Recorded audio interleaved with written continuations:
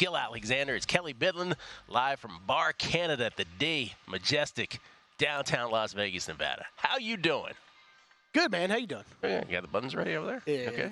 yeah, I hit the wrong one, you know. Hey, real quick, I hear we have a weight loss challenge here at the network. We do. Dustin Sweetelson from Sharp Money. Yeah. JVT, Jonathan Montobel. It's we talked about this yesterday off air, a weight percentage contest. So it's not quite the Wishnev-Fezzik battle to the bottoms of south of 200 pounds. They're making it way more scientific, I believe. Is it way more scientific? For a lot less stakes, I would imagine, too. Because Wishnev and Fezzik was like $9,000 or something like that. So this, I would imagine, is not that. But it's $375 for Dustin, $300 for JVT, which is a shocker to me. And so it's percentage, and so good for both of them. May they both lose a tremendous percentage of weight. Yeah, absolutely. Yeah, absolutely. I don't know all the details on what they settled with it, but yeah, it was something they were talking about doing. I know it's off and running, man. So good luck to both of them. Fantastic. I know there's sabotage underway. Is there? Oh yeah. There's the. I've heard the talk of, I'm going to bring in donuts for everybody at work, stuff like that, So we'll see. We'll see how it goes. Fezzik, for those who wonder, Fezzik and Wishnev, their contest ended. They had to get Todd was like 100 pounds heavier or something like that more than Fezzik, and they had to get it was a contest to get down to like 190 something. I don't know what it was, but if at any point Wishnev got below Fezzik, he won or whatever, and right as he was about to, there was some medical thing and they called it off. But Wishnev had lost over 100 pounds. Yeah, it was incredible. It was incredible to watch. Speaking of whom, yes, he will be on the show today. Every once in a while, we roll out Todd. Todd has a background in the finance industry, and every once in a while, there's a big story in that corner of the world. Not really a corner, but in that side of the world. You may remember the Robin Hood GameStop thing from a couple years back. Today, he will talk a little Bitcoin with us, because if you haven't been watching this, a little bit of an explosion. It's a lesson in supply and demand and being able to hold your two thoughts in your head at the same time and make money, hopefully, in the process. So we'll talk to Todd about that. Maybe he's got some college basketball thoughts as well. Jason Weingarten from Under a Cloud of Smoke. Paul Carr on soccer. Chris Fallica, is that how you pronounce it? Fallica, yeah. Fallica from Fox Sports. Going to talk soccer with us. He's got some Champions League thoughts. New guy we're trying out. New guy. New guy. College hoops, and going to get his thoughts on the 14-team playoff now in college football that they're batting around. Chris got a lot for us today. I got notes on Champions League. I got notes on horse races today. Oh. So, yeah, we got all kinds of things with Chris. It's a pandemic throwback. What Danny Burke and I, who was producer number 6, Danny Burke, we remember one day during the pandemic we had 3 horse racing segments. Yeah. It wasn't Triple Crown week or anything. It was just like, hey, there's a horse racing. UFC on every other somewhere. night. Yeah. Them trying to play golf. Can we talk Russian table tennis? Oh, we didn't do any table tennis. I had one day of Russian table tennis betting, and then I sunsetted my career. Documented 2-0. It was like 3-2, something like that. By the way, yesterday we had the plus 334 dog on Katie Volinets. She was up 6-4, 5-4 on her racket, 3 points away from winning it. No, don't say it. No, didn't happen. Wait, she lost or walked? She lost. Oh yeah, no, she lost fair and square. Okay. By the way, she didn't. She also didn't choke it. That still sucks. Obviously. Yeah, it still sucks. I'd rather have lost it outright than have gotten a walkover. I thought that's where you were going at first. I would have lost my mind. Brutal. Yeah. I'd have lost my mind. People are like, oh, did she choke it? She didn't really choke it. Freaking Collins figured it out right in the nick of time. She was getting killed on this outside slider serve, and then she figured it out. So we didn't get home on that. I have a tennis pick coming up later on the show. Kelly's got some plays. I want to start with Caleb Williams real quick in case you missed this. It's very normal for guys at the top of the draft to opt out of athletic activities. For instance, Drake May, Jaden Williams, they're not throwing. Caleb Williams is not throwing at the combine, because there's nothing really to gain for those guys. What Caleb Williams has decided to do something a little different, though. He has decided to opt out of all medical examinations, which is kind of unheard of. Mm-hmm. And so obviously what that does is it sparks lots of speculation, like, well, what is he hiding from? At the same time, he has said, the presumptive number 1 pick in the draft, the upcoming NFL draft, he has said that he will be willing, right? He's going to do his own pro day where he'll throw. he's willing to do a medical exam with any team that requests it. Yeah, a la carte. Right. So there's that too. Which seems to be what we're hearing. He did meet with he's either meeting with the media right now or just got done meeting with them. He was doing a press conference this morning from the combine where he was clearing some of this stuff up. Yeah. Well, he's scheduled to meet with the Bears, Commanders, Raiders, Vikings, Falcons, Pats, Jets, and Giants at the combine. Notably. Yeah, those teams notably. And the medical exams do reveal some stuff. Here earlier in this very combine, Kool-Aid McKinstry was found to have a fracture in his foot. So it's not like it's not like it's right. Like stuff like that happens. Yeah. Sometimes you find things that you didn't know you had. But, I don't know. In the end, the question is this a thing or is it not a thing? It's probably not a thing. He probably just is bored by it. Yeah. He's probably just like, I don't want to go through the tedium of it. Yeah, it's just odd because we never see this. We never see this. But because we're betting on stuff, it makes us go nuts. And like you said, it makes us all ask questions, especially those of us in the media. Like, it makes us all ask questions. In the end, is it really anything? I think as of right now, it looks like no, but it's just still weird to hear, man. It's still like, weird to hear. Doing your medical exams. Right, yeah. This is a thing. Victor Wembanyama last night. What a game. Man, 28 and 13, also 7 assists, 28 points, 13 boards, 7 assists, 5 blocks, 2 steals against 2 turnovers in a head-to-head with Chet Holmgren. Katie bar the door on Rookie of the Year, yes? Yeah, that's done. I think Katie bar the door. That was if that was on national TV last night, absolutely 100% this is done over Wemby's award. I'll take it down to 99.2% chance that he wins. 99.2. Yeah. Since it wasn't on national TV, you ran that through. I don't really know how many Thunder Spurs matchups over the next few years aren't going to be on national TV. So those of you with League Pass, I guess enjoy it while you can. I watched so much of that game last night, Gill. Over the past 2 nights, my enthusiasm for the NBA has just keeps going up, man. I'm telling you, off the screen here, but You're talking like if you watch LeBron, what was it for the final 18 minutes of that game against the Clippers? Go, give me Kawhi. I'm guarding him every time down the court, which you just don't see that often in the NBA regular season these days. You can hate on it, you can love it. It is what it is. They design teams around these guys so they don't have to do this, right? LeBron, by the way, small parenthetical aside, 31 points back-to-back last night, and the Lakers win over the Wizards in overtime, where AD had 40 and 15. But LeBron and Kawhi going at it the other night, Gill, and then last night, if you watch that game, Wembanyama and Chet going at each other, I mean, not to downplay Chet, because he had a great game too. He probably did. He probably cared about this a little too much. There was a few times in the game where it was like, all right, Chet, like pass the ball, bro. Like I know you got Wemby on you and you're trying to go 1-on-1 with him, but maybe pass the ball, let this offense work. Okay, but here's what I want to say, because I said this briefly the other day, and we kind of like, haha, but I'm like only half kidding. Wembanyama is also the defensive player of the year, literally. He's an all-NBA player. He's the defensive player of the year. The award is the defensive player of the year. But everybody apparently has gotten together on groupthink, and they've decided that this is a team award, and that Rudy Gobert, because he's on the best defense by far and is the best defensive player on the best defensive team, he's going to win defensive player of the year. And God forbid we give Wemby 2 awards in 1 year. So I'm just saying, if we're going to apply this logic to other awards, again, MVP should be decided by who ends up with the number 1 seed, Jokic versus Shea, right? Because if we're going to make these team awards, let's be consistent about this. Your most improved, Tyrese Maxey, sorry, and we'll get to Joel Embiid here in a minute, but by the time he gets back, they're going to lose some games. They're going to fall in the standings. I would think by that same logic, Jalen Williams and, I don't know, maybe even Jonathan Kuminga, more of a most improved player than Tyrese Maxey, or certainly Kobe White. Where's the Kobe White stuff coming from? Stop it with this. Oh, I don't know. I didn't even know you were that far into the most improved. Listen, I have Kelly, no if idea. I am known for anything, it's most improved player deep dives. I do agree with you. I mean, it is Kuminga.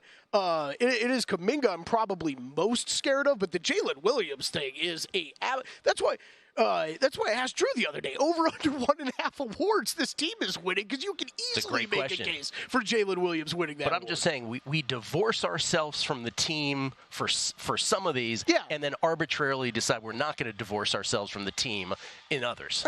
I hear you, and it's annoying, but you know there's a track record. Like, there's a history with these. I'm trying to be annoying. Yeah. It's just, you can't. What Wemby's doing is awesome on the defensive end. I am with the people that say you can't give an award to a guy with the defense that's on bottom 5 in the NBA. Sure you could. He will think. I will go nuts, Gill, if he doesn't make All NBA defensive team. Oh, stop! You know, that. like that. I'll go nuts about. Embiid spoke to the media Thursday. Getting back to Joel Embiid.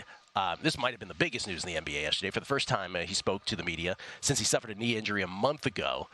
Said he hopes he'll be able to return sometime before the regular season is over. Quote, "That's the plan." He practiced yesterday ahead of the game against the Hornets tonight.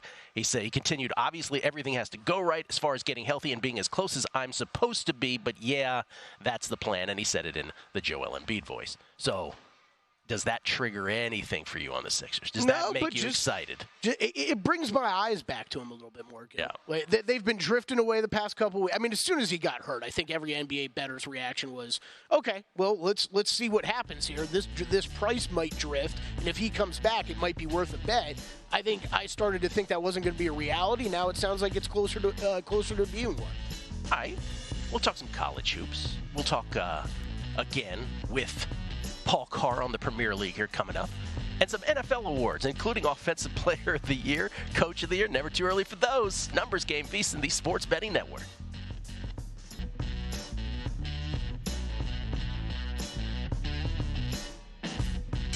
A numbers game on VSiN, the Sports Betting Network. Baseball is back, and what better way to hit off the grapefruit and cactus leagues than with VSiN's free, and that means free MLB betting primer. The primer will tell you how to bet on spring training. Continue all season long with our VSiN experts' World Series futures analysis. Our free MLB betting primer has basic baseball betting advice for those new to betting MLB, plus a breakdown on how to use sabermetrics for more data-driven bettors to make this your best season yet. Set the MLB smarter this year, or bet the MLB smarter this year, I should say. Download the free MLB betting primer now for free at VSiN.com/guide.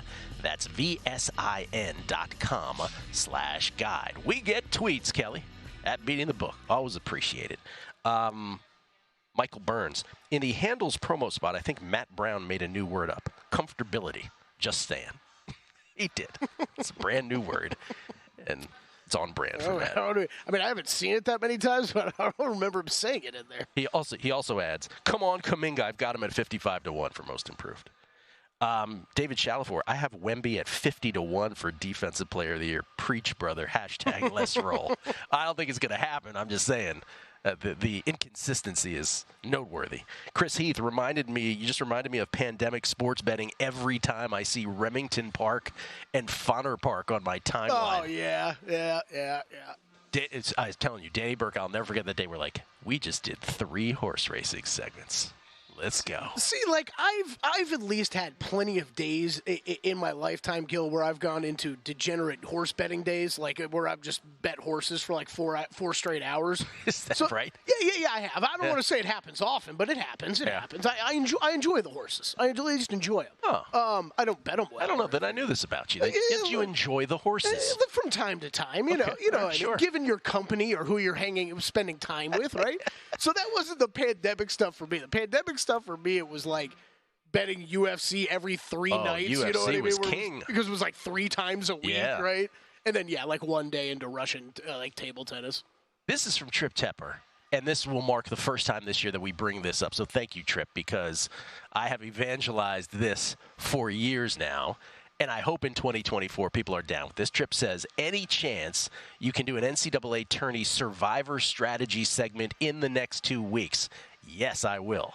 I've been playing an NCAA survivor for 10 years with tiebreaker being aggregate total of seeds picked, big stakes pool.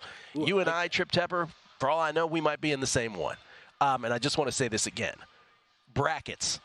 Kelly, so 2000 late. Can't believe I just said that. As it was coming out of my mouth, I was like, poll question. This is saying horrible. 2000 late, so 2000 late. 100%. 100% it is. As it's coming out, you're like, oh, this is terrible. It is Brackets are so yesterday. It really is one of these things where, God bless you if you're good at them, good for you. But Survivor, as great as it is in the NFL, keep in mind that in the NFL, it is just this one linear thing where you're trying to hit, in the case of the Circa Survivor contest, what in essence becomes a 20-team moneyline parlay. You can't use the same team twice.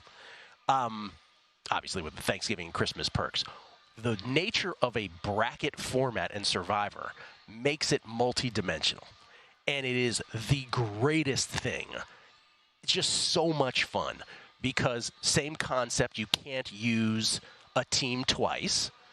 As Tripp just mentioned, there is a tiebreaker which comes down. The more risks you take, right, the more likely you are to win tiebreakers. Okay, so can I stop you right there? Because I have questions. I love this idea. Yes.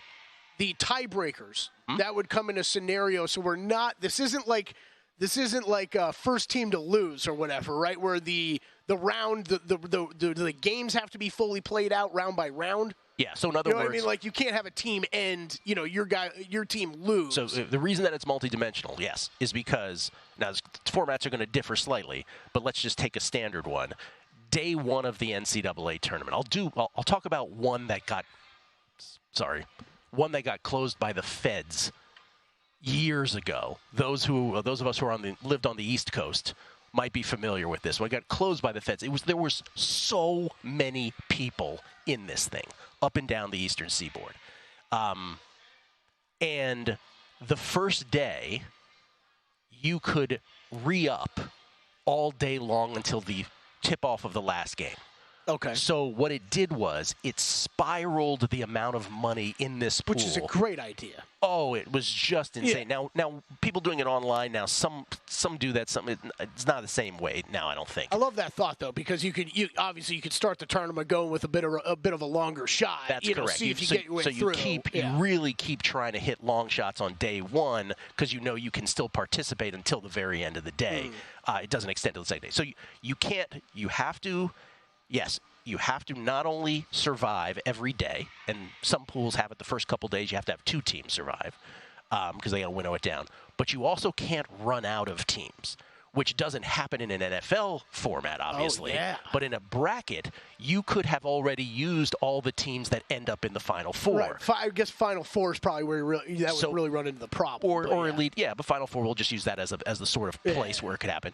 So you have to think in 2 ways, and it is so much fun, so much more fun than brackets. And so I don't know of anyone running that. Like this is sort of our plea to Derek Stevenson. Right, you can figure out a way to do that one. Oh man. But that's going to require a little bit of a technology quirk, I would imagine. Yeah, well, maybe we could just make it a part of the Matt Euman's college basketball show on Friday nights. Never know. I know he's doing his contest there. Maybe he would work this in. Maybe. Speak to the powers that be. We've been talking about this. We've been talking about Survivor on a numbers game since our inception. I've been doing this for years. I'm just telling you, the one that got shut down was, if not 7 figures, almost 7 figures. Yeah. Feds. They get a lot You're of not going to find that anymore. It's like 3 days in a row they've got. Oh, the FBI. FBI is big on this show. Big on this show. Okay, by the way, real quick, because I threw this out on Twitter the last couple days. Championship formula, we get questions about it every day. Once again, just real quick, last 33 champs had more assists than turnovers. 31 of the last 33 had a head coach with prior Sweet 16 experience. Kevin Ollie, 2014 UConn Huskies, 2023 UConn Huskies, Danny Hurley, the only exceptions. So again, if you're not the UConn coach, this is a big thing. But UConn is the real buster here in all this. 27 of the last 28 went to the tournament with at least 3 wins versus teams in the top 10% of RPI. Only the 2014 UConn Huskies, the exception there. Keep in mind, a team like Creighton still has to beat Marquette to qualify on this year. Last 28 had a top 75 strength of schedule. 20 of the last 21, top 20 adjusted efficiency, offensive efficiency in Ken Palm. 20 of the last 21, top 20 adjusted defensive efficiency. UConn, 2014, the exception on the former. 2021, Baylor, the exception on the latter on the defensive side. By the way, I was having an exchange with Cleve TA, our football buddy, yesterday. He tweaks the offense and the defense and is rigid about making it just before the tournament, which is Right. That's the only thing that we don't do consistently, right? We allow for that to be adjusted during the tournament. And so he tweaks that back. So there's ways to tweak the formula where you ratchet back to the before the tournament starts.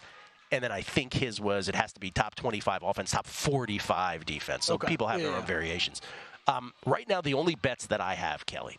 Oh, by the way, the only teams that qualify, I should probably note here at this point this year, when we did this a couple days, and I'll just refresh Ken Palm here on the computer screen, but the only teams that qualified the other day, Houston, UConn, Arizona, and Auburn, Purdue, and let's see, Tennessee now qualifies as well.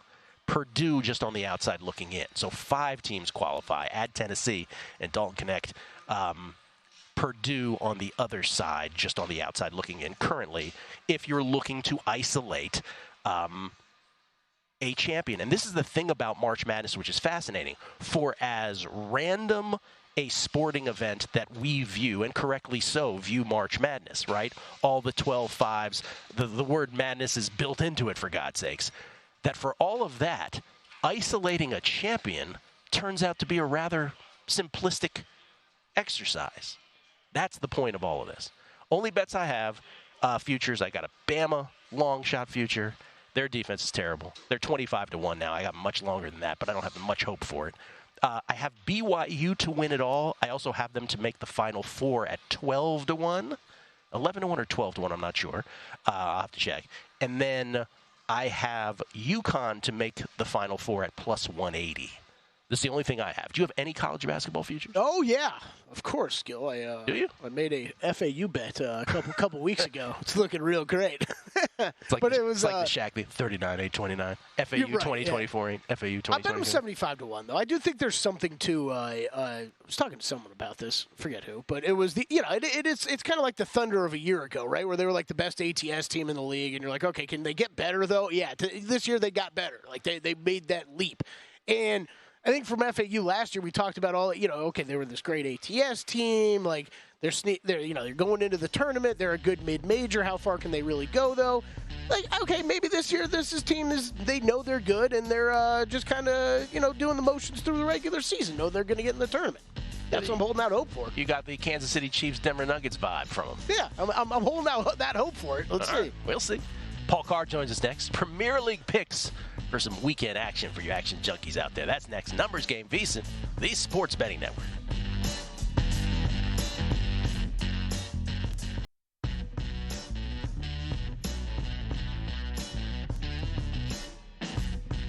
A Numbers Game on VSiN, the Sports Betting Network. Put the VSiN experts to work for you and start betting smarter with a VSiN Pro subscription. That's New England right there. Sign up on a VSiN Pro annual subscription today. Get your first year for only $199 instead of the typical price of $240. That's a $41 savings. Just use promo code ANG. Get VSiN Pro access to everything we do for an entire year. That includes our daily best bets with the leaderboard to see which VSiN expert has the hot hand, betting splits to show you where the money and bets are moving for every game, betting systems, premium analysis, 24/7 video access. What else? I'll tell you what else. Plus our upcoming March Madness betting guide with best bets for every game and round of the tournament. Remember to use promo code ANG. ANG, like a numbers game. Get your first year of VSiN Pro access for only $199. Sign up today at vsin.com/subscribe. We get tweets at Beating the Book. I'm going to Ron Burgundy through some tweets, Kelly. That's always fun. Hey, you just gave me the look. This is scary. Go ahead. John Balduzzi. I may or may not have been in that pool. 2 words, Lehman Brothers. John, Lehman was the football one that I was in. I'm not sure it was the basketball one. Todd Bubba Horowitz. East. Let me tell you something. The East Coast stuff was on a different level back then. Oh, I was going to different level. I was going to clarify the two off air, but you just did. Thanks. Yeah. Todd Bubba Horowitz. Welcome back. Las Vegas agency is running a Survivor on Splash, available in 40 states, Nevada not one of them. I don't know what that means. Let's see. Boop-a-doop-a-doo. Oh, John Balduzzi chimes back in. He goes, as in ran by guys at Lehman? Maybe another Wall Street bank? Can't remember. Let's see. Doop-a-doop-a-doo. Sean Fox plays. Nothing says pandemic sports betting like learning all 16 teams of the Vysshaya Liga. Got to love Belarusian soccer. Right. Yeah. Belarusian soccer was a big thing. Well, the Bundesliga, I did have some prior knowledge, but really getting to know the ins and outs of every single team, basically. I just remember blanketing unders in some of these leagues. There's definitely never going to be a 3-month span, 4-month span of me having to type in Borussia Mönchengladbach more into graphics. I'm sorry, what did you say? That's Borussia Mönchengladbach. There's a team. They're a team in the Bundesliga. You lived in Russia, so you probably pronounced what you just said correctly. Yeah, probably. Yeah. I mean, that's German, but yeah. I know it is. But I'm saying you have a gift for dialect, is what I'm saying. Well, thanks. Yeah. Yeah, everybody's heard me pronounce tennis names, knows that for That's sure. true. Yeah. Maybe not. I spoke too soon. Paul Card joins us. I haven't seen this guy in forever, it feels like. He comes to us from True Media Networks and, of course, the Expected Value podcast. Obviously to give us Premier League picks, but where you been, Paul? How you been? The off season for True Media, meaning football and baseball aren't going on, but that means it's busy. So I was at the NFL Combine this week, got back late last night, going to spring training down in Arizona tomorrow to meet with clients. So we're hopping all over the place this February and March. Let's do a little Paul Carr street cred thing. Let's get a little background on you.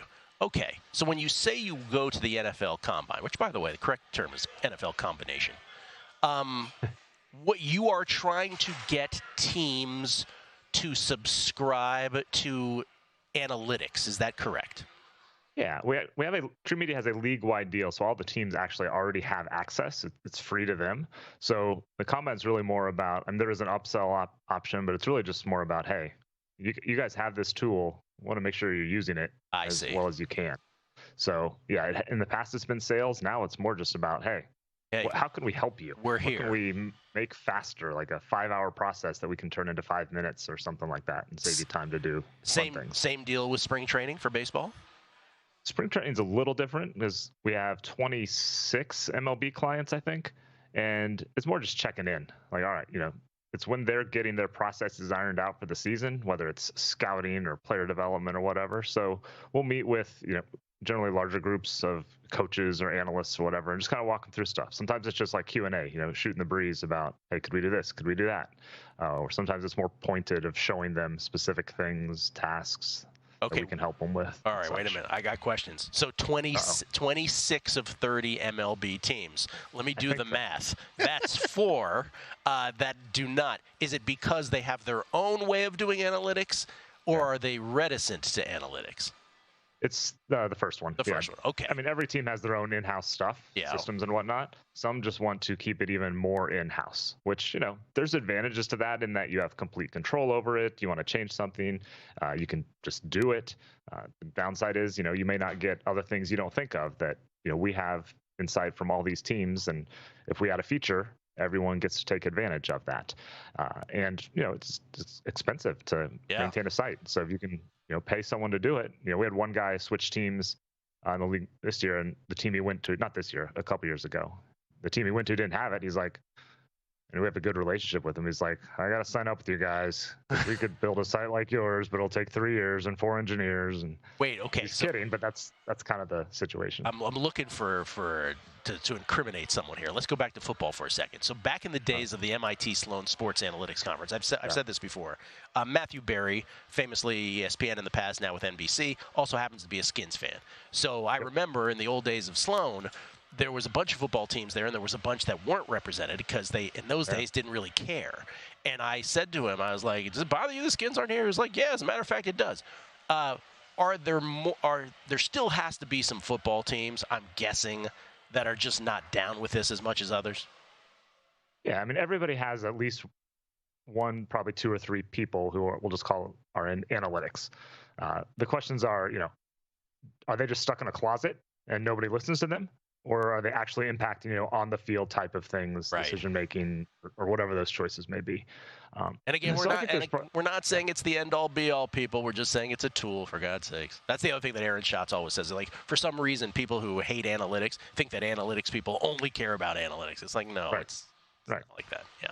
No, sometimes it's just about efficiency. Why should somebody watch 8 hours of film to find the 12 plays that he really wants to see when a site like ours can find those 12 plays in about 30 seconds, and then you can just watch them right there and go do actual coaching or something like that. Last thing, if there's a football team that you find to be more averse to this than others, does it influence how you feel about them when you watch them on Sundays?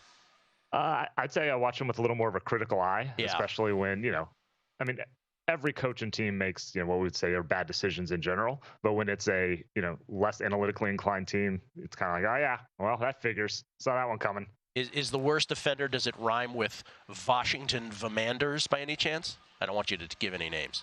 I would say 5-6 years ago, I definitively would have said yes. Now, I'd say they're probably still toward the bottom, but not necessarily the worst offender. All right. Let's talk Premier League. What do you got this week? We got one tomorrow, one Sunday, one Monday. Let's start with tomorrow. All right. We're looking for goals tomorrow. Luton Town, Aston Villa. Over 3.5 plus 135 is what I played. Both top 7 in goals or expected goals this season overall. Luton gives up a ton of goals, third most and most expected goals. Villa's been rolling lately. And to use a term that you like a lot, Villa is a bully. They've played 7 games versus the bottom 4 teams. 5 of those games had 4+ goals. Villa scored 3 on their own in 5 of them. And you add in that Luton Town tends to score at home. They've scored in all but 1 home game. So this feels a lot like a 3-1 Villa type of game. Could get crazy, either way. Villa's cooking lately. They're in 4th. A lot of good goal scorers. Ollie Watkins has help from Leon Bailey, Douglas Luiz. So they're rolling. I just think there are going to be goals one way or the other. So getting a decent plus money price at 135. That's what I like. No one likes a bully, Paul. You're Miami Dolphins and the Dallas Cowboys this past year. Yep. Sunday. Yep. Oh, Man City and Man U. Yeah. What do you got here? One of the big ones of the year, as always. Man City, Man United. Man City's in 2nd. But just a little bit behind Liverpool. Manchester United's in 6th, but I don't know how. It's kind of smoke and mirrors. They have a goal difference of 0, and they're in 6th place, which just, that's pretty straightforward. And their expected goal difference is even worse at -3, which is 11th in the league. So they're just not quite as good. United has injuries. Rasmus Højlund, one of their better forwards, is out. Luke Shaw, one of their starting defenders, is out. These teams played back in October, and City won 3-0. And it was every bit that dominant. So I think that's what happens here again. Erling Haaland's back for City. Kevin De Bruyne is back for City. They've only started 5 games together this year, but City scored 3 and won by multiple goals in 4 of those. So I think that's what happens here. Easy Manchester City win. I'll lay the goal and a half at -120. Wow, you're not kidding about Man U. 36 goals for, 36 against. Yeah. Only 7 other teams, only 7 other sides on the Premier League table, Kelly, on the table, have scored fewer goals than Man U. It's like I think it was the Marlins last year. They were way up in the wild card race, but they had even in run differential. Same concept here. That you just think they're going to come back to earth. So Man City giving up the goal and a half on Sunday, and then Monday, Arsenal and Sheffield United. This is kind of super simple here. Arsenal has the best defense in the league, maybe in Europe. Sheffield United is dead last in goals, dead last in possession. They've been shut out a league high 11 times. Arsenal wins this to 0, -115. It almost don't need the analysis, but Arsenal has the most shutouts in the league. Their defense is rock solid. That's their philosophy. Don't let them score and then get a couple of goals. So Arsenal win to 0, -115. All right, tomorrow, Luton Town, Aston Villa, over 3.5 goals plus money. Shop around. Sunday, Man City giving up a goal and a half against Man U. And Monday, Arsenal win to 0 against Sheffield United. Paul Carr, what a life from the combine to spring training. Enjoy, Paul. Thank you, man. Good to see you. You bet. Good to see you. At Paul Carr. The podcast is called the Expected Value Podcast as well. Kelly and I are going to take a look at NFL awards for next year. How about that? Next, Numbers Game, VSiN, the Sports Betting Network.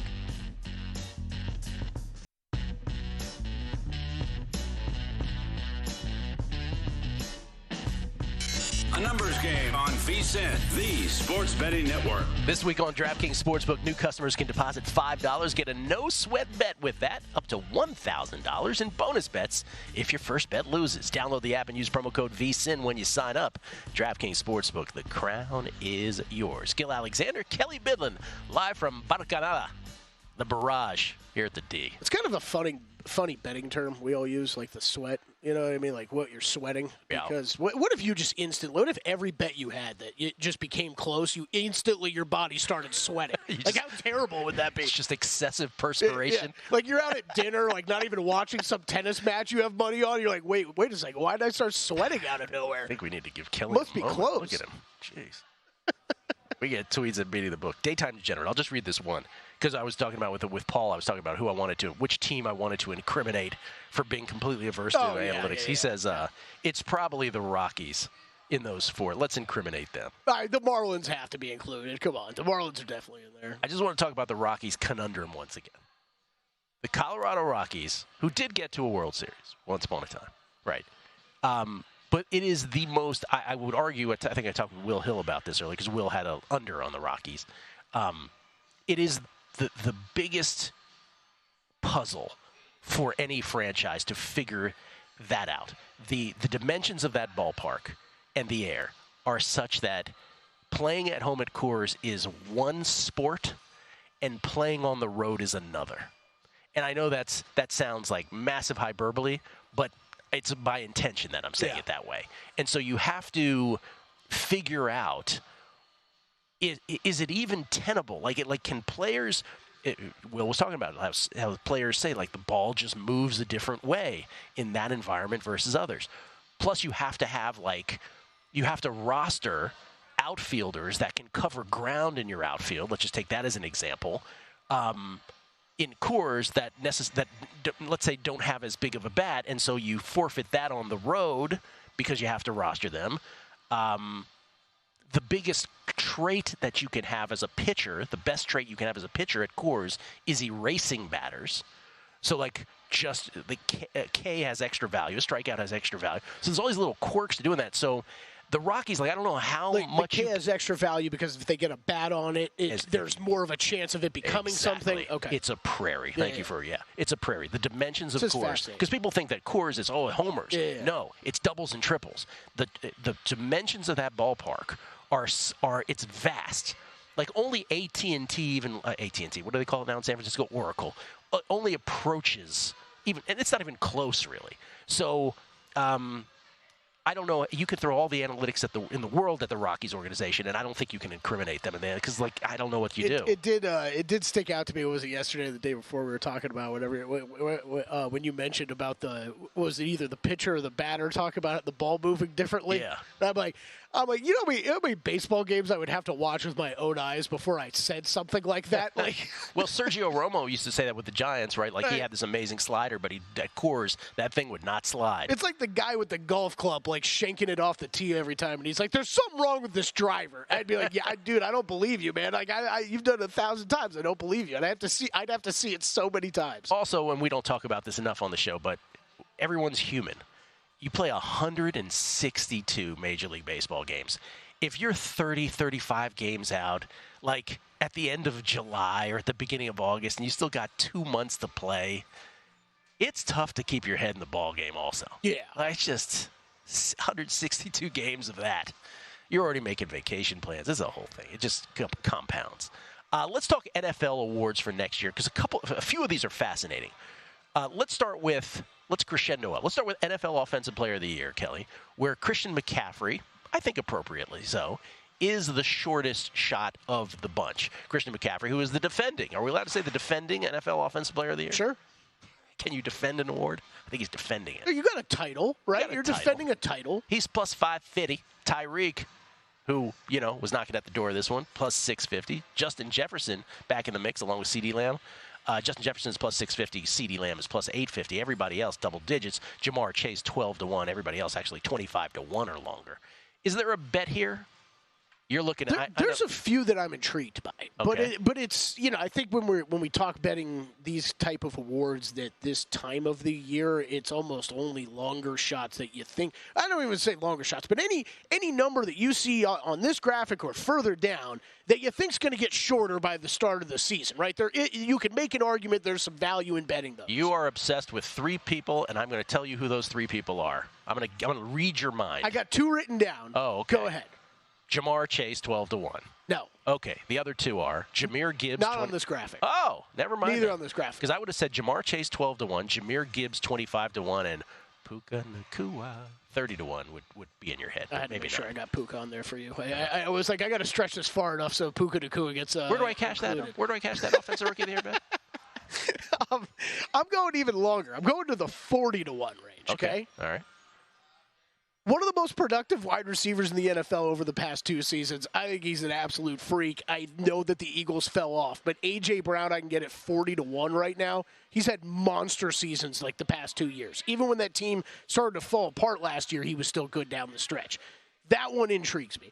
The other one is one of your Niners boys, Debo at 45-1. Got to stay on the field. He's got to stay on the field. But you don't think 45-1 on Debo's a long number compared to what we're looking at on some of the rest of these guys? I can't get to A.J. Brown because I can't get to Jalen Hurts. Okay. To me, I understand that take. This is I think this Eagles thing going into next year is going to be okay, you got to believe in Jalen Hurts or you don't. I believe that team's going to bounce back from what was last made me bet anybody right here. I'd bet Jamar Chase 12-1. Just because Burrow's coming back, baby. Yeah, Burrow's back. I think what's tough comparing to him with the rest of those wide receivers is just that there is going to be T. Higgins on the other side, right? Well, and Tyreek still wants to get 2,000 every year. So yeah. We'll see. Let's do another one. Coach of the year. Coach of the year is kind of interesting. We were talking about defensive player off the year, off the air. Defensive player of the year off the air. Let's interject defensive player of the year real quick. I didn't make a graphic. No, just because real quick. Defensive player of the year, Myles Garrett just won it. And the year before it was T.J. Watt. Ergo, isn't next year Micah Parsons' year?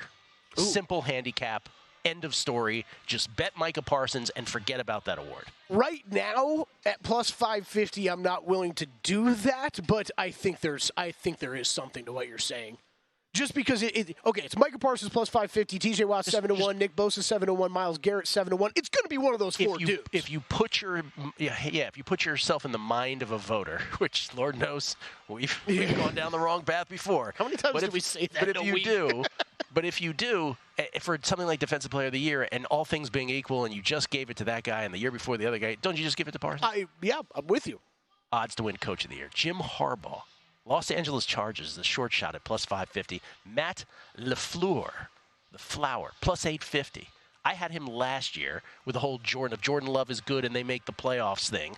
He didn't get there because it was a late surge. He's about as good a bet to me this year. Same sort of logic, because I think it'll be just that much more sunk into the voters' minds. Everybody else is double digits. Raheem Morris, 10-1 for the Falcons, with, I guess, the market thinking there, well, if the Falcons show any kind of substantial improvement, he'll get the credit for that. And then the other suspects, Mike McDonald for the Dolphins, Shane Steichen, D'Amico Ryans, Snubbaroo. Not really snub, but he just lost on a tiebreaker.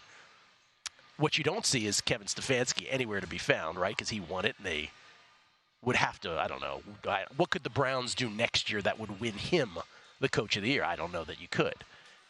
So you could have someone wanting to vote for him back-to-back. I don't know what the circumstance would be. Yeah. Is there a bet there for you? Raheem Morris is interesting to me, but it's gonna take a couple other dominoes to fall, right? You're laughing at me already. No, I'm not laughing at you. I'm just saying, 17 weeks into this season, we're trying to decide what the narrative is for voters. Totally. Here we are, barely in March, and we're like, let's hypothetical a narrative now. Okay, let's start off with the top name. Fair for Jim Harbaugh to be the short shot here, right? Because of the narrative. Yeah, because he's the big deal. Yeah. Yeah. Okay. Yeah. I'm just trying to see if we agree on that. I agree on that. It's not what I'm rushing to bet at this number, but I do think he's the rightful favorite in this market. I think yes. I mean, look, Raheem Morris, I think at double digits would be interested in, just because I do think it could. Okay, if you bring in Justin Fields and all you do is win that division, it might be good enough. It might be good enough to get you to win this award. Mike McDonald, I'm interested in, because I think he's going to be a fascinating coach to keep for us to watch. But I don't know if he's really live for this, because if that team plays better, how much better are they really going to be? I think they can only be incrementally better and be a playoff team. But isn't that just going to come back to the players getting all the credit? I love Mike McDonald. I love the in-season Hard Knocks.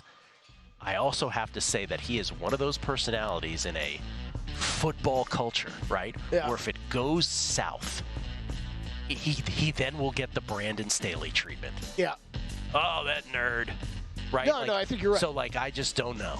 Robert Saleh, I think, could be interesting here, too, 61. Jets will be better. Aaron Rodgers will get no credit. We'll only talk about this 100 more times before it actually happens. Look forward to that. Le Batard next on DK. Chris Felica next with us. Coming back at VSiN, the Sports